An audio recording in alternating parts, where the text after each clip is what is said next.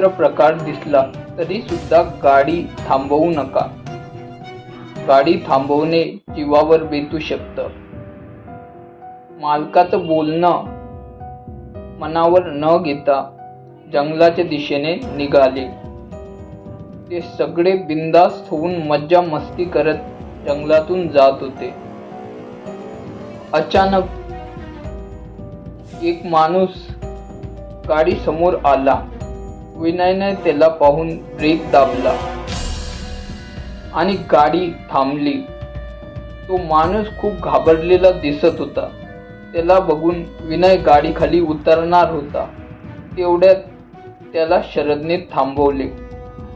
शरद म्हणाला, एवढ्या रात्री रस्त्यावर हा विचित्र माणूस काय करतोय? माझं ऐक, उतरू नकोस.